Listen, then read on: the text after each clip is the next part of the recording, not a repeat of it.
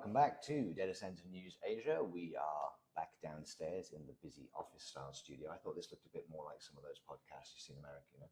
Yeah, apparently we look less fat when we're like this as well. So I think that's the real motivation. it's more about aesthetics than anything else. This is really a sort of dating app. Our legion of female fans, yeah, both of them. Yeah. Data center news. Let's get on with it because we've got a bunch from Australia this week. A couple of big finance stories. We always like to lead with these.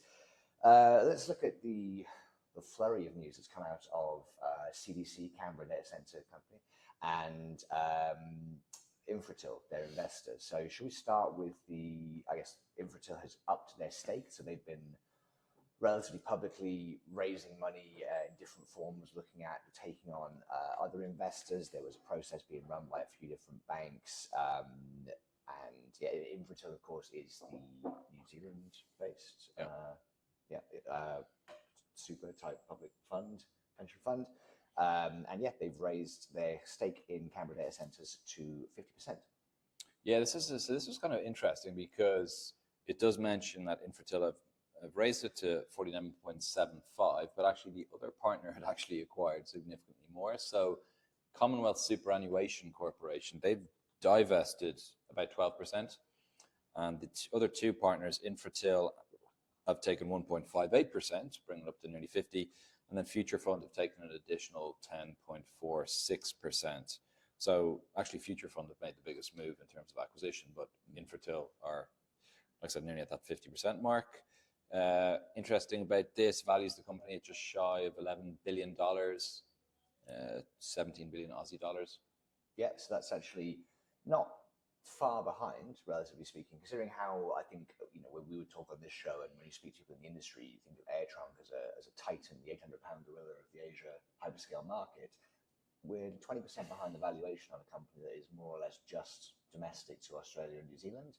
And also interesting that those three investors there, Future Fund, Commonwealth Super, and Infratil, are all what I would describe as sort of stable money, pension, state type investors, not really the sort of high risk private equity capital we've seen in some other early stage companies. Yeah, they kind of keep a low profile. Well, both CDC and Infratil, I would say, to a certain degree. Not very public in anything they do, really. But yeah, they've grown a significant platform. So also, kind of in the news this week was the fact that they broke ground on one of their Melbourne sites. So their Laverton site, this is 150 megawatts. They have another site, another major one, which is in the Brooklyn area as well. So they've got like nearly an 800 megawatt pipeline in Melbourne alone. So yeah, they're in Melbourne, which is an extremely hot market at the moment. They've got nearly a gig of energy. So yeah, like the kind of high level figures: 300 megawatts in operation across Australia, New Zealand, 388 in development, and then 1.6 gig in development. Kind of the 10-year picture at the moment as well. So yeah, I can see how they're getting those valuations. Yeah, there was another story from them as well that Services Australia had signed a 226 million Aussie dollar, which is 141.7 conventional dollars, extension with them. So Services Australia is, and this is kind of an indicator as to why CDC has been successful so far and why they've been raising this kind of stable capital. Services Australia is another Aussie government arm. I think it's the arm that pays for some of the pension and because they also have the Australian Electoral Commission. They've got the Reserve Bank. They have a lot of defence, and a lot of it, of course. There's the much talked about battle between AWS and Azure for Microsoft for the Australian government cloud, which also seems to be largely going onto these sites as well. Yeah, exactly. There you go. So speaking of Australians who are doing well, Goodman also. So these guys, I think we mostly know them as a JV partner to a lot of the operators around the region. STT in Tokyo, I think, is something that comes to my head. And they've got Hong Kong, they've got Vantage. Hong Kong, they're doing land. They've got Equinix, Vantage, a couple others on that parcel as well. So Goodman, similar to your ESR, another major logistics park developer around the world, and particularly in Asia Pacific. They have been making much noise of becoming more of a operator themselves. You've just seen they're coming to the build-to-suit sort of angle there, providing cores and shells, and they are planning to raise $4 billion of equity. Yeah, 4 billion Aussie dollars, so 2.5 billion USD. Basically, just to continue their build out and their rollout of projects across the world. So they obviously are probably best known in this part of the world, but they do have like significant projects. LA is mentioned, Tokyo, Paris, Amsterdam, Hong Kong, Sydney, Melbourne, of course. So yeah, really a global kind of platform at this stage. A couple of highlights here. So 5 gig of power secured, or sorry, it's 5 gig of power with 2.6 gigawatts of which is secured, 2.4 at the advanced stages. So that kind of power bank is mentioned often. Another interesting thing I picked up from the latest results, 46% of their development is now data center opportunities. And a couple of years ago, that would have been like 0 basically, or much smaller. So they're kind of moving more and more into the DC space. Yeah, I mean, it's interesting because Goodman is they have a listed entity as well. I'm not sure exactly how the whole thing is structured, so I won't speak too much on that. But they do then get the quarterly announcements, and you get some detail behind the scenes. And they've obviously been doing their utmost to rebrand as more of a digital real estate player. So to say I think so at some point the other day, if you looked 18 months ago, their quarterly announcement didn't mention AI or cloud, and there were sort of 6 uses of AI in the last one, and there's increasing reference to data centers. So yeah, they're clearly aligning as much of their business as possible into this booming sector. So yeah, good to see, and let's see where the different sources of that raise come from. This was another Australia one, a bit of an odd story here because it's companies that I've not really heard of that much, but ResetData and Centuria Capital are launching, they sort of used what I thought was the next DC terminology here, an AI factory and marketplace in Melbourne. An AI F1 supercomputer is what they're calling it. Yeah, this is interesting. I haven't personally wasn't aware of this site. Like I do know we do have it on the DC Buy platform, but I wasn't actually aware of the site. But yeah, they've launched this. It's relatively small. It's 1.25 meg, if I'm not mistaken. Yeah, and yeah, it's all, I want to say, slightly vague. We did probably skim read this article, to be fair, but I think yeah, the idea is downtown Melbourne location for latency sensitive AI requirements. When you look at the physical pictures, it's quite reminiscent of the sustainable metal cloud and the other kind of container GPU as a service leasing type solutions. I must admit, I was very, very cynical of these kind of businesses because I felt that everyone who's doing AI is going to be doing it through the major cloud providers, and the bulk of business so far has gone through them. That was, of course, before DeepSeek, and potentially there's other ways of deploying and training your AI. So actually, yeah, this is a continuously evolving space, and it's pretty hard to predict the next move. Yeah, and they mentioned they're going to be using the new NVIDIA H200 GPUs, which is interesting. So yeah, it'd be interesting.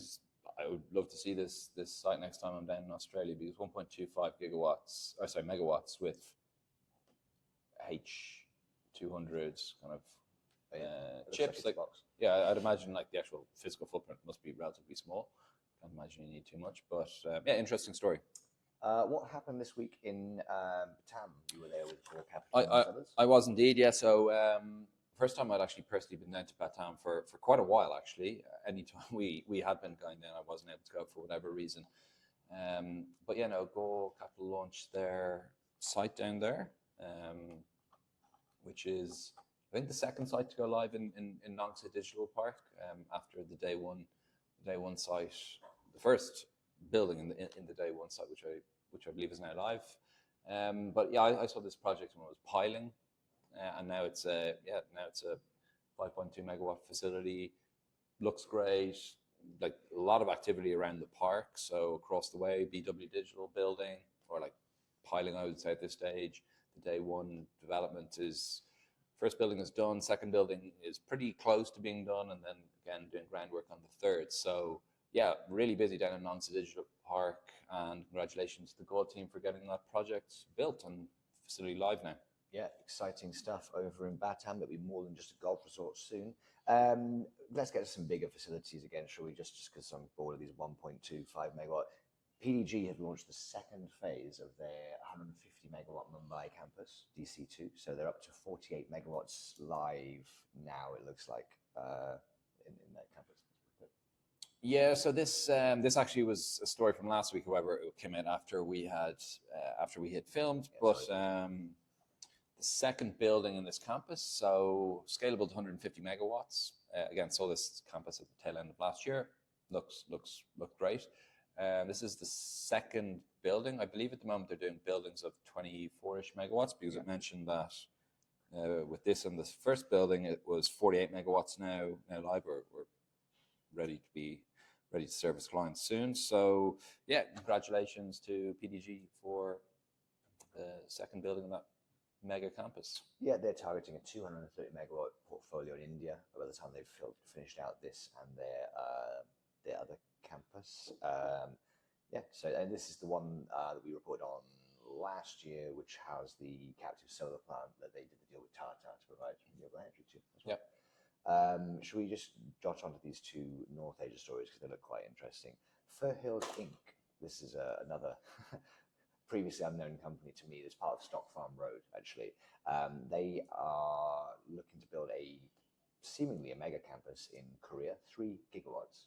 Yeah, $35 billion. Somewhat like 6-7 times the entire Korean current market.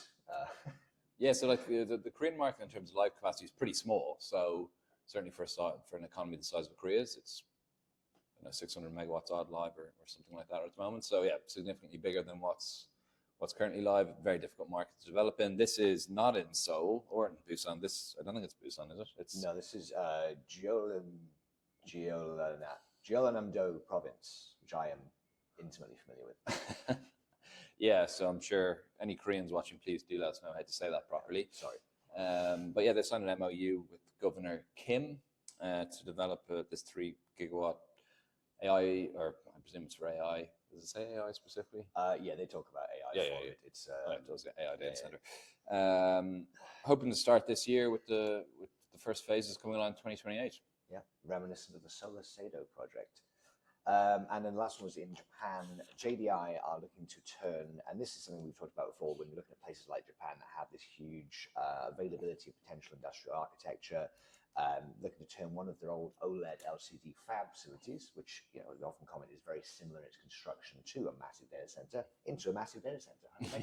Yeah, so JDI are listed on the Tokyo Stock Exchange. There seemed to be like an amalgamation of Sony, Toshiba, and Hitachi's, I guess, their TV divisions or whatever divisions were making these screens, so they became an independent company, JDI. But yeah, 100 megawatt sites in can't read my handwriting. Yeah, Mabora, which is West Tokyo, but they say they've got 100 megawatts they could support 100 megawatts of IT load, so could be very interesting to people who want to serve AWS out west. And if you are interested in these new and innovative solutions popping up in Japan, do join us at Tokyo Garden. We will be there in 3 weeks' time with the Dans, double Dans. Yep. Looking forward to that one. Otherwise, happy Friday. Yeah, happy Friday, everyone. Thanks for watching.